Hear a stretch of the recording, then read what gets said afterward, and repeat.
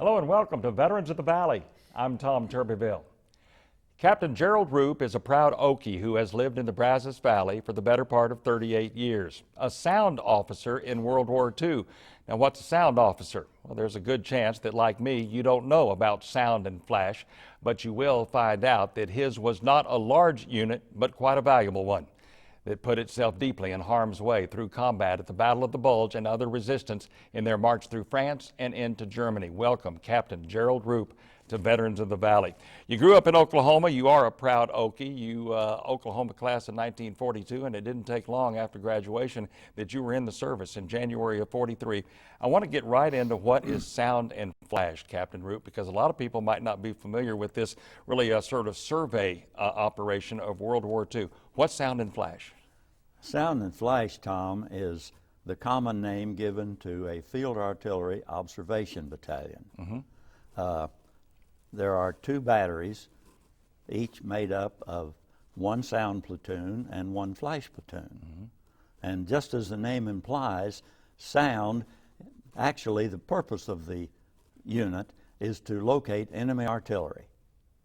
Sound basically means that you put 6 microphones out about a mile apart over a 5-mile area. Right.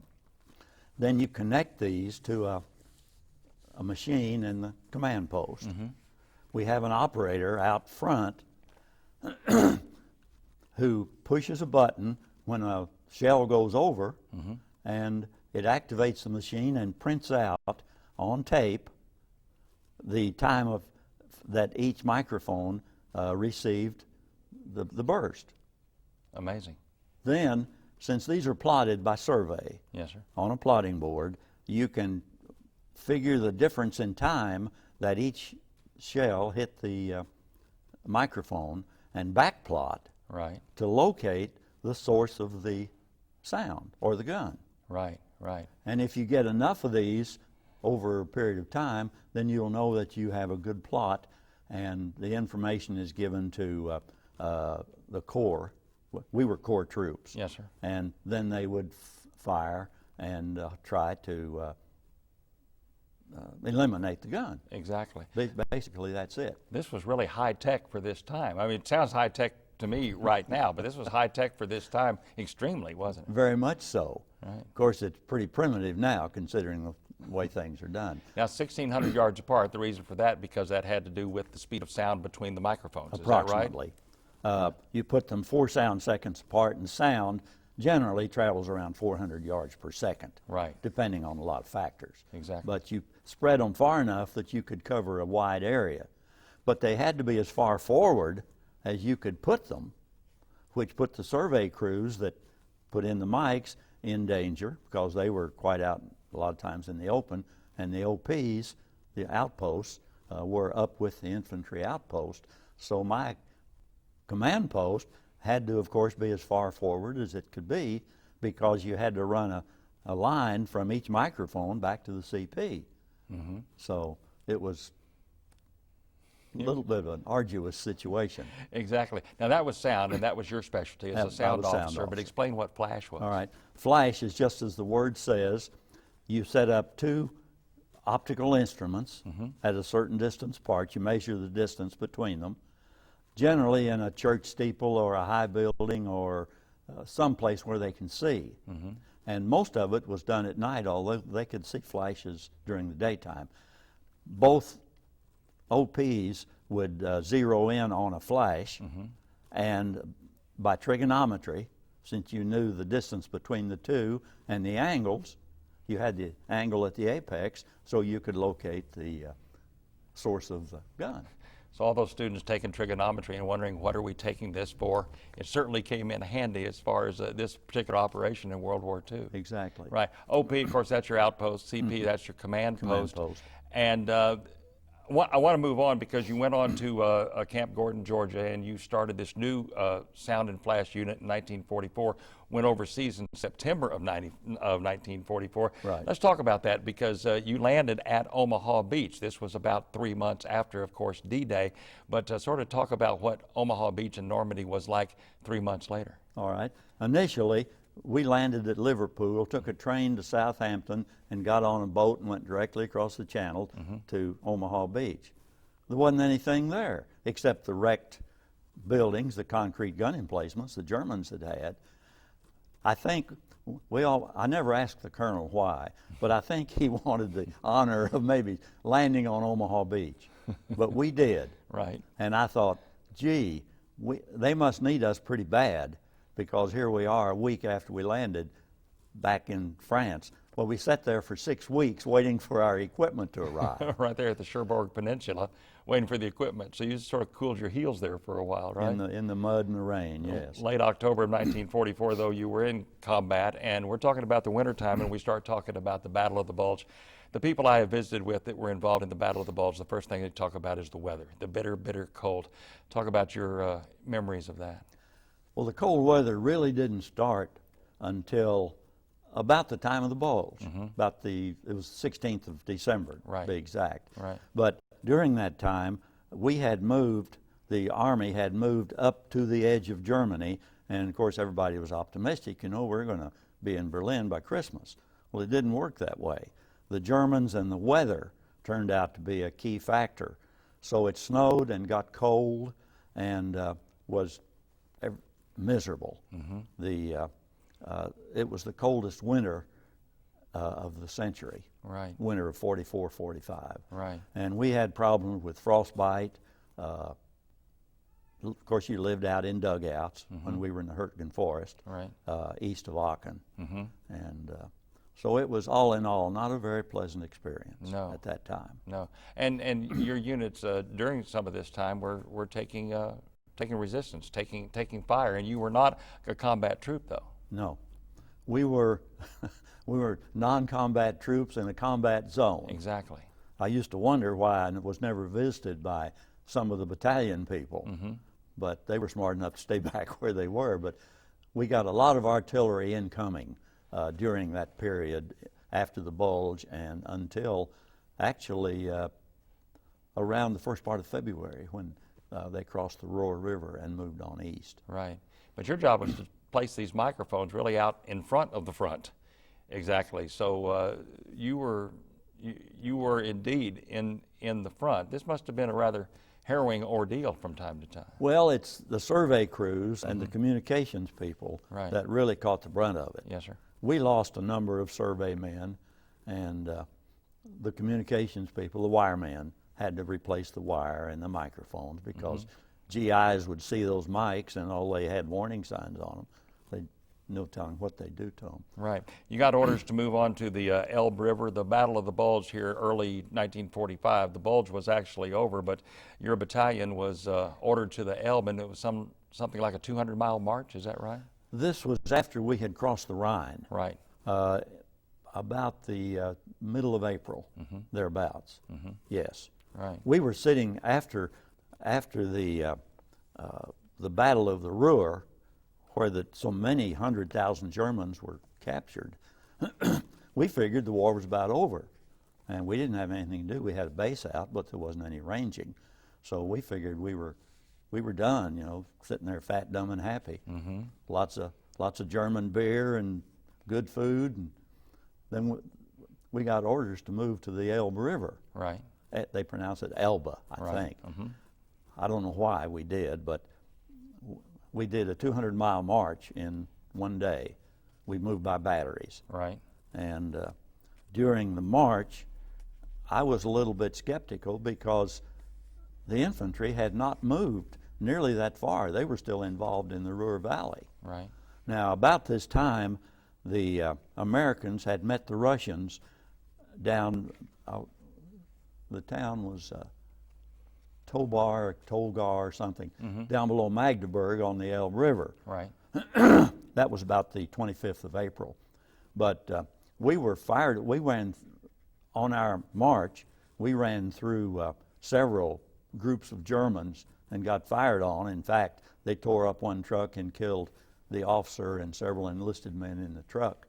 And at that point, I began to wonder why we were where we were. Right. But we've been told to go, so when you're in the Army, you go where they tell you to. Right, right. The Germans at this time were sort of in a mode of surrender. They felt that the war was coming to an end. You didn't know exactly what the mode of the war was for the Russians, so you were all sort of playing the game there, finding out what the Russians were doing, and you thought that your movement to the Elbe River may have something to do with monitoring Russian artillery operations. Is that right? When we got to the Elbe about the 25th of April, the Germans had just started to surrender. Right. The Elbe at that point is about 40 miles west of Berlin, and the Russians had just gotten into Berlin and were devastating it. So the big march of Germans trying to surrender came out after we got there to the Elbe. So yeah, I think they put us there because they were a little concerned that maybe the Russians. See, we'd been given orders not to cross the Elbe. Yes, sir. From Eisenhower. From Eisenhower. Right. So they were concerned that maybe the Russians would come into that area, and who knew what they would do. Right. So we were up there to range on Russian artillery in case they began to move towards the Elbe River. Right. There's a couple of stories that you told me that I want to make sure that we tell. We may not be operating in the right order here, but talk about when you went and the train full of POWs that you sort of escorted back. That was quite a sight that you'll never forget. There were 3 train cars, I believe, full of German POWs. This was while we were still at the Cherbourg Peninsula. Right. They sent me and another officer and several enlisted men up into Belgium to pick up a train load of German POWs. Right. And we ended up hauling 50 freight cars full of Germans, 50 to a car, back to the Cherbourg area. So that was something that you'll never forget. But they did get back. They were prisoners, but they did get back. December the 16th, you mentioned that date. You also mentioned that that's sort of a special date because, in your mind, 3 historical things happened on that date. What were they? The first was that the Battle of the Bulge started. Right. Second was General Eisenhower got his 5th star. And third, I was promoted to 1st lieutenant. All that happened on December the 16th. I wasn't on the same orders with General Eisenhower, obviously. You can find 2 of those 3 things in history books, right? And your own history, you remember that. There was an outcome to what you all did as far from sound operation, and the outcome, I believe you said, was some 65 enemy gun positions were located. So that was our initial location in the Hurtgen Forest. Right. Yes. Right. We were there for about 6 weeks, and during the winter, the worst part of it. And they told us later, Corps did, that we had located, and they had gotten rid of some 65 German gun positions. Right. Now I want to go ahead and fast forward back to the Elbe River, because when you were here and setting up your command post, you were able to set up a command post that was a little bit more luxurious than the command post that you had seen. It was a 3-story hunting lodge that belonged to a German baron. Sort of describe this place and sort of the luxury of this place. It wasn't a bad place to be, and the baron wasn't a bad guy. He was a nice fella. Yes, sir. It was the finest of any CPs we had the whole time. Right. He had been a lieutenant colonel in the German army and was wounded. Baron Itzenplitz, I believe. Right. And was wounded and retired. His house in Berlin had been destroyed, so they had moved out to this 3-story hunting lodge. Right. Which we have a picture of. Coming up later. Right. But as soon as, it was about a half a mile from the Elbe River, and as soon as I saw it, I told my master sergeant, I said, we're going to end the war right here in luxury. So he and I went in and talked to the colonel. His family was there. He had 3 children, I believe. Yes, sir. And he was glad to see us, really. Right. We weren't the Russians. But he moved out to his servants' quarters. Right. And gave us the house. And so we stayed there until the war was over, and we moved on back into the battalion area. Before we go to the pictures and some of the artifacts from the war that you brought along with you, I want you to tell one more story. When you were there, you were just sort of trying to while away your time, and you and your buck sergeant, a fellow named Dusty Rhodes, decided to take a little trip. Talk about what happened on that trip. Well, I don't know whether I'm proud of it or not, but we did it. But Dusty and I were up at the river one day, and Germans were coming across, and my platoon was unhappy because they hadn't gotten any pistols, any Lugers. Right. So I told Dusty, I said, let's take one of these rubber boats these Germans coming across with and go on across the river and see what we can find. So just as we got to the other side, the river was about 50 yards wide there, a little car pulled up and 4 German officers got out. And I said something like, "Are you through with your car?"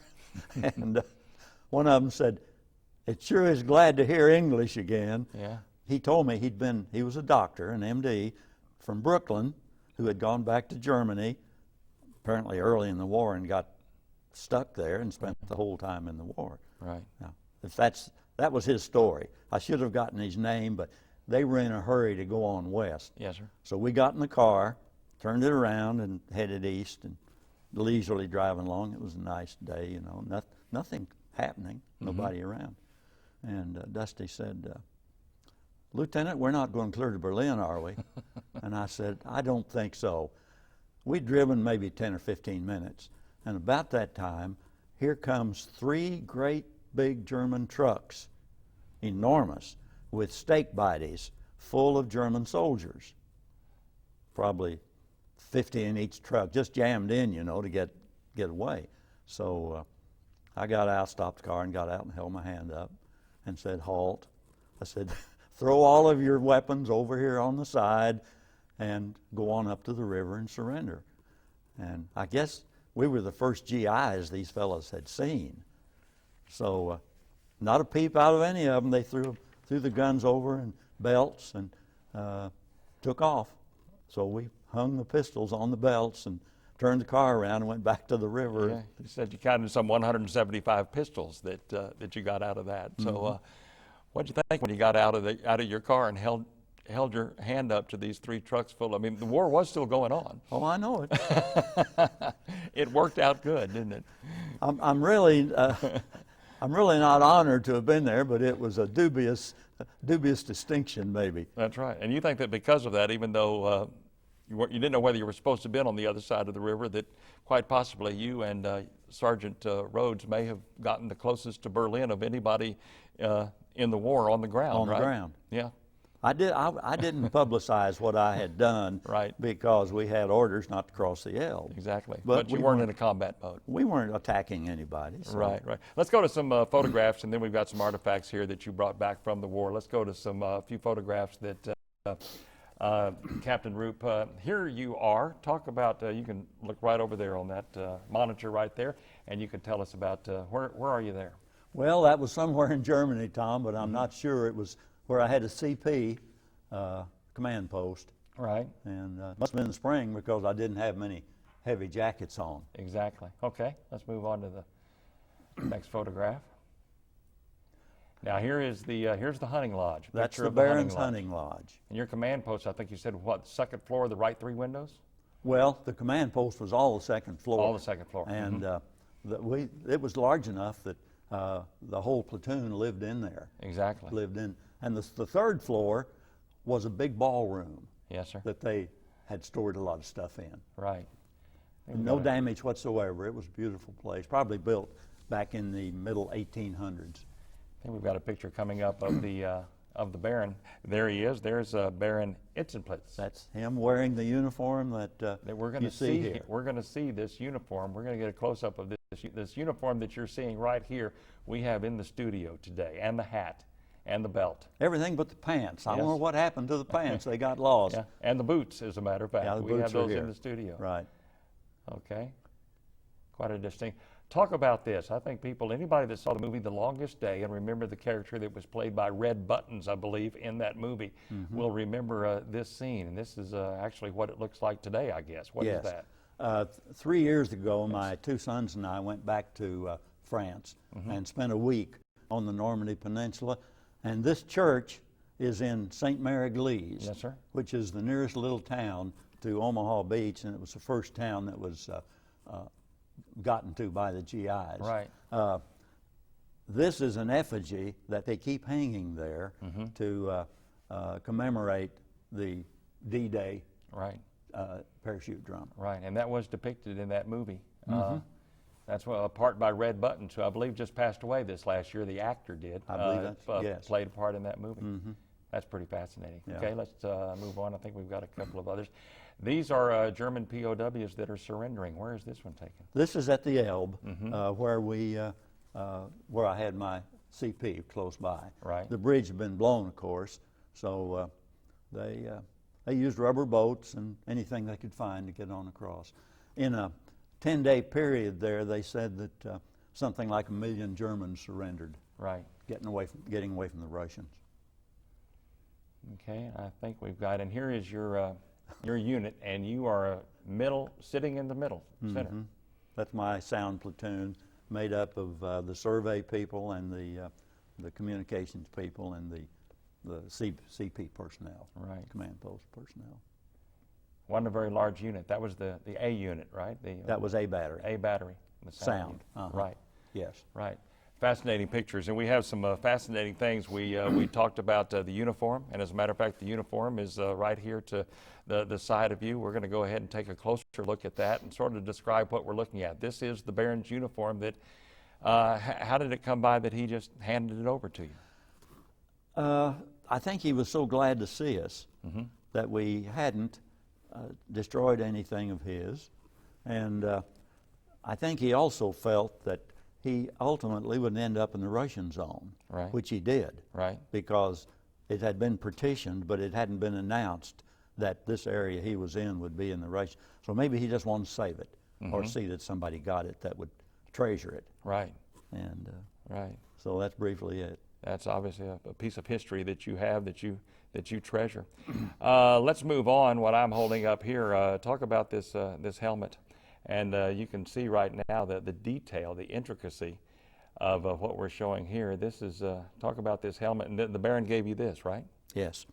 That's the spike helmet that German officers wore up through and including World War I. Now, I presume this had belonged to someone in his family, Right. because he had it. And that's the old, that was made, there's a... Turn it around, so... It says inside that it was made in September of 1909. Wow. That was the date of manufacture. Wow, that is incredible. I'm going to hold up a couple other things. You just keep these things in your home, is that right? I've given them all to my son. I see. Steve, but he keeps them, yes. Yeah, I see. You can take that off of the that Right. if you want to. This, what we're about to get a close-up on here is a German Luger that, here we go. Now, this didn't come from the Baron. Tell me how you came by this. That was on a German lieutenant colonel up on the Elbe River one day, who was standing there directing his troops across. Right. And I didn't have a good Luger, and I figured that might be good, so he gave it to me after I had asked him for it. This is quite a piece. How long were you overseas altogether? Almost a year. I'm going to reach over here and got some other things. This is a helmet, another item that was given to you by the Baron. Sort of, we're going to get focused in on this, and here we go. There's a close-up of the swastika on the side of it, and we will pan out. Talk about this helmet. He gave this to you. This belonged to him, I guess? I don't know, May but have been that's his where battle helmet? That's where it was, yes. People see these in movies and documentaries about World War II. I just find it incredible that I'm actually holding one. And on the other side, there's another insignia here. I'm going to go ahead and move here into the shot. And here, if we have another chance as I'm putting these up. This is I'm going to let you sort of describe this. What am I holding here? It's an SS dress dagger. The SS troops used them. I don't have the scabbard for it. I don't, Right. Never did, but it was part of a dress uniform. Right. Incredible. And on the, I can't read the German, but there is a. You know what it says here on the blade? I'm not sure exactly. I'll hand it over to you. Everything for Germany. Everything for Germany. Alles Okay. für Deutschland. all for Germany. Right. This eagle on the handle has a small swastika there. One other item that folks will definitely recognize.